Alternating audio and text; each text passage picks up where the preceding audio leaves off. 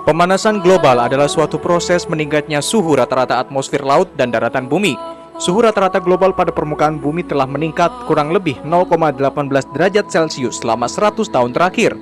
Intergovernmental Panel on Climate Change atau IPCC menyimpulkan bahwa sebagian besar peningkatan suhu rata-rata global sejak pertengahan abad ke-20 kemungkinan besar disebabkan oleh meningkatnya konsentrasi gas-gas rumah kaca akibat aktivitas manusia melalui efek rumah kaca. Kesimpulan dasar ini telah dikemukakan oleh setidaknya 30 badan ilmiah dan akademik, termasuk semua akademi sains nasional dari negara-negara G8. Meningkatnya suhu global diperkirakan akan menyebabkan perubahan-perubahan yang lain seperti naiknya permukaan air laut, meningkatnya intensitas fenomena cuaca yang ekstrim, serta perubahan jumlah dan pola presipitasi. Akibat-akibat pemanasan global yang lain adalah terpengaruhnya hasil pertanian, hilangnya gletser, dan punahnya berbagai jenis hewan.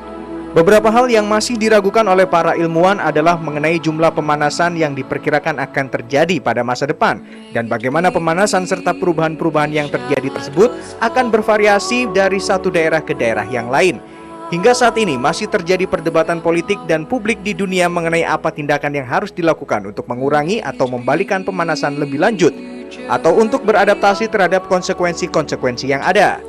Sebagian besar pemerintahan negara-negara di dunia telah menandatangani dan meratifikasi protokol Kyoto yang mengarah pada pengurangan emisi gas-gas rumah kaca.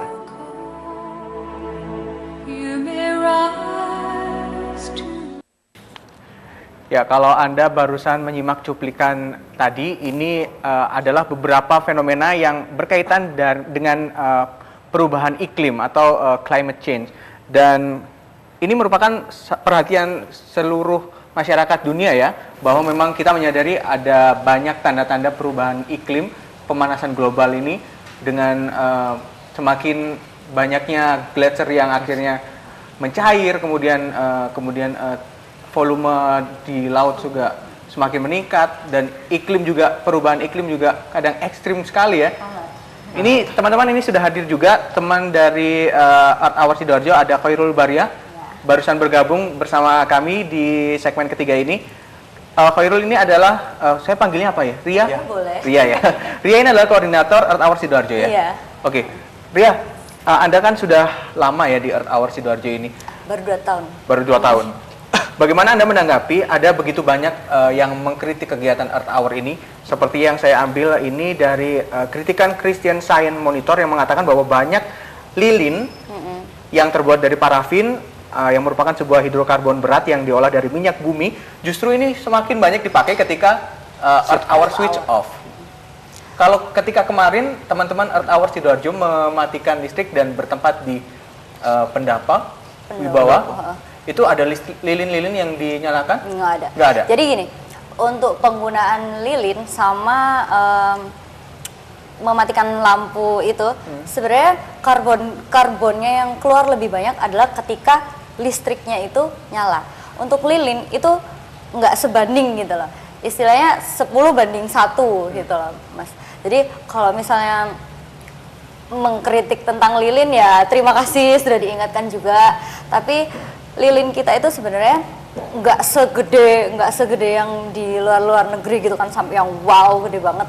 Tapi yang di sini adalah kita lilin dari ini dari tahun kemarin itu dipakai lagi gitu. Yeah. Jadi lilin dari tahun dan kita nggak ngidupin lilin selama acara berlangsung dari mulai jam 8 sampai akhir acara. Kita nyalain lilinnya pas waktu mati lampu doang.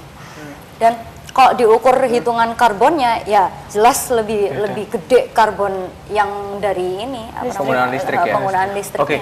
Setelah kemarin switch off sudah berlangsung begitu. Hasil yang didapatkan seperti apa? Tadi sempat saya tanya ke Elo, apa mungkin Ria punya data yang lebih mungkin? Respon masyarakat dari tahun ke tahun seperti apa?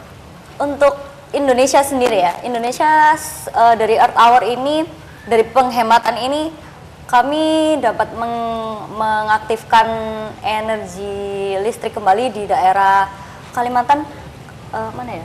Lupa saya ini ya. Pokoknya di daerah Kalimantan, daerah terpencil yang benar-benar nggak ada aliran listrik. Okay. Terus kalau ditanya, kenapa kok yang nggak ada aliran listrik, kan hebat banget ya kan? Kenapa kok malah dikasih listrik?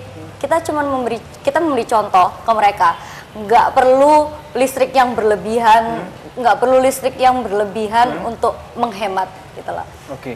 Dan mereka juga harus jadi contoh gitu loh bagi kita yang di kota-kota kan. Oke, baik. Ada satu artikel lagi, ini masih berkaitan dengan kegiatan Earth Hour Sidoarjo, ini dari infosda.com. Judulnya 90 menit keliling kawasan CFD alun-alun, relawan Earth Hour Sidoarjo panen 12 kg sampah. Iya banget. Nah, ini diambil tanggal 23 Februari 2014 dan ini merupakan kegiatan rutin kalian ya. Ya.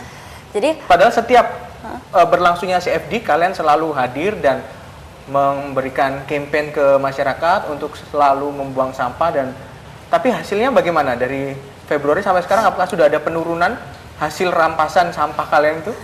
Jadi gini, kita kan sebenarnya Earth Hour itu fokus ke 4 aspek. Iya. Energi dan listrik, energi dan air, terus transportasi umum, terus sampah, kemudian hemat tisu dan kertas. Dan yang di Sidoarjo sendiri yang paling yang paling booming banget tuh masalah sampah. Karena nggak banyak orang yang tahu kalau sampah tuh harus dibuang ke tempat sampah gitu. Itu hanya menjadi wacana.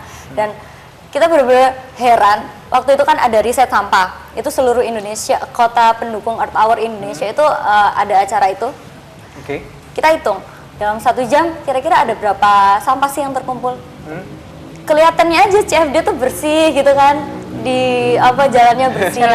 Waktu kita masuk ke alun-alun itu tuh kayak bungkusnya cilok, kayak bungkusnya plastik dan styrofoam, banyak banget botol air mineral gitu. Dan yang paling menyedihkan itu semua tuh nyangkut di pagar-pagar gitu. Itu kalau kalian melihatnya ini memang karena infrastrukturnya yang tidak banyak, sarana pendukungnya, tempat sampahnya memang kurang atau memang perilaku masyarakatnya sendiri? Kalau tempat sampah kurang sih memang ya, tapi itu nggak harus jadi pembenaran gitu loh. Toh kalau misalnya kita habis beli apapun kan masih bisa disimpan. Lagian kan ada yang ngomong kalau di daerah CFD itu kekurangan tempat sampah. Ternyata setelah kami ngomong ke pihak DKP, ada sekitar 50 tempat sampah yang sudah ada di daerah alun-alun gitu. Tapi mungkin memang begitu banyak masyarakat yang kurang peduli ya terhadap membuang sampah ini ya. Oke, nanti kita lanjutkan lagi perbincangannya, tapi kita harus jeda dulu. Dan pemirsa, jika Anda ingin bergabung bersama kami, Anda bisa menghubungi nomor telepon 031 582 596 54. Lobby akan segera kembali sesaat lagi.